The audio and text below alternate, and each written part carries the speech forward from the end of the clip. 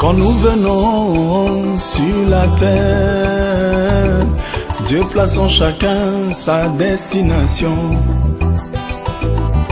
Quand nous venons sur la terre des humains, Dieu place en chacun sa destination.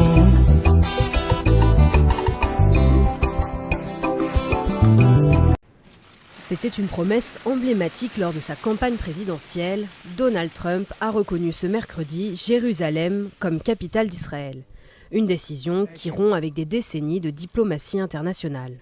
Il est temps de reconnaître Jérusalem comme la capitale d'Israël.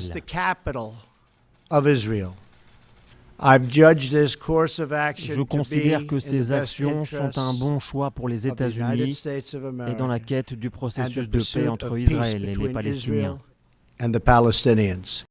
J'ai donné instruction au département d'État de commencer les préparatifs pour déplacer l'ambassade américaine de Tel Aviv à Jérusalem. Cette décision ne compromet en aucun cas notre fort engagement pour faciliter et pour faire durer un accord de paix. Nous voulons un accord qui soit un bon accord pour les Israéliens et un bon accord pour les Palestiniens. Il ajoute soutenir une solution à deux États dans le cadre du conflit israélo-palestinien. Revendiquant une nouvelle approche pour faire avancer ce processus de paix, il a estimé que cette décision aurait dû être prise depuis longtemps.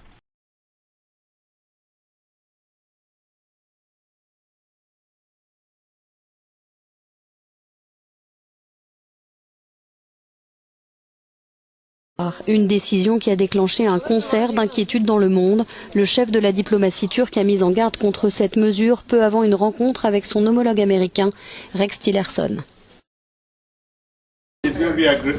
Ça va être une grave erreur. Une grave erreur. Cela n'apportera ni stabilité ni paix, mais plutôt chaos et instabilité dans la région. Comment le monde musulman va répondre à cela? Pas seulement le monde musulman, mais le monde entier. Le monde entier contre cette décision.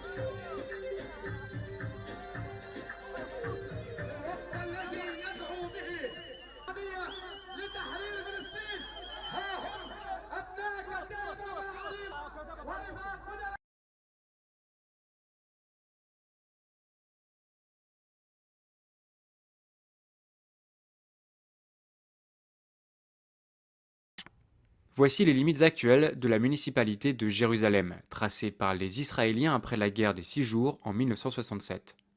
La ligne verte, non matérialisée sur le terrain, sépare la ville en deux.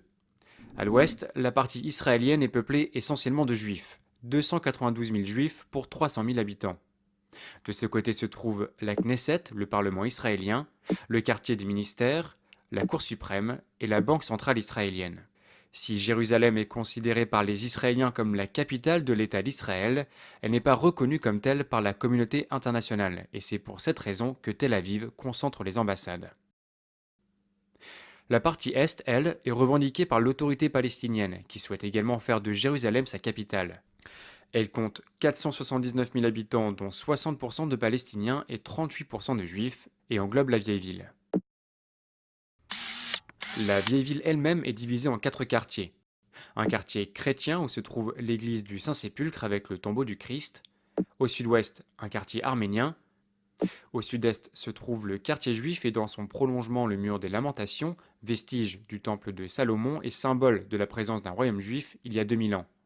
À l'est, enfin, se trouve le quartier musulman qui englobe l'esplanade Haram al-Sharif où se situe le dôme du Rocher et la mosquée Al-Aqsa.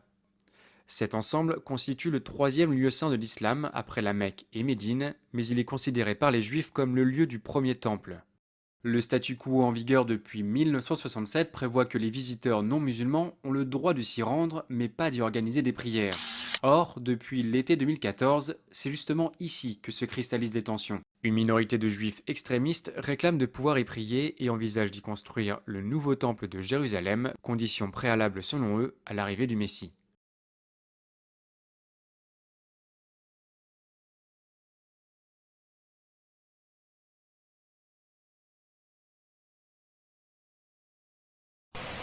Le temps de la fin, c'est l'ensemble de tous les événements susceptibles d'arriver sur la terre qui feront l'objet des signes précurseurs de la venue des Fils de l'homme.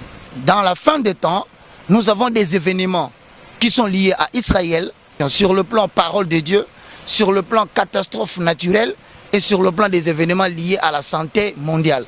Le quatrième temple, qui est le premier signe de la fin. Par rapport à Israël, ils veulent reconstruire le quatrième temple. C'est la fameuse problématique entre Palestine et Israël. On est au temps où le Fils de l'homme veut habiter dans les corps des hommes. Vous entendrez parler de guerre et des cris de guerre. Les guerres comme des ponts sont des inventions de ces francs-maçons, de ces magiciens, de ces gens qui viennent. Les francs-maçons et les Illuminati ont infiltré toutes les confessions religieuses. C'est un ensemble de connaissances qui sont réservées seulement aux initiés. Illuminer. Illuminer, Lucifer veut dire lumière, ange de lumière. Illuminer veut dire une confrérie de la lumière qui est claire. Les guerres comme des ponts sont des fabrications des illuminatistes, de tous ces gens qui veulent dominer le monde. Il y a une partie des gens qui veulent en secret développer des stratégies, le nouveau ordre mondial que vous trouverez derrière la monnaie $1, le Novus Ordo Seclorum, le nouvel ordre mondial. C'est politique, c'est de plus en plus un même gouvernement mondial, la même religion mondiale, une seule armée. Cela veut dire quoi? Ils feront tout. Tous les présidents de la République qui gèrent une portion des territoires, ce sont des signes qui démontrent que nous sommes vers le temps de la fin. Et je t'annonce qu'aujourd'hui, la dernière guerre mondiale est sur le point d'arriver. Mais la dernière guerre mondiale ne sera pas comme Hiroshima et Nagasaki, où Japon, la Serbie, les États-Unis d'Amérique ont été en guerre contre l'Allemagne et les nazis. Non. La dernière guerre mondiale, bien aimé, je t'informe, c'est par ici que je vais terminer. Le dernier signe des temps de la fin, c'est toi. La guerre va se faire dans toi. Vous tous qui traversez des moments difficiles, vous qui avez des problèmes, ne craignez rien. Fournissez seulement un effort, parce que la chose la plus dangereuse dans la vie, c'est de connaître son problème et de ne rien faire pour changer sa condition. Je crois et je confesse que Dieu va vous utiliser d'une manière ou d'une autre, afin que vous deveniez la lumière qui va briller pour éclairer les nations. Oh, dis à ton problème combien Jésus est grand. Dis à cette maladie combien Jésus est grand. Dis à cet obstacle combien Jésus est grand. Tu peux même dire à Lucifer combien Jésus est grand. Tu peux crier à l'enfer combien Jésus est grand.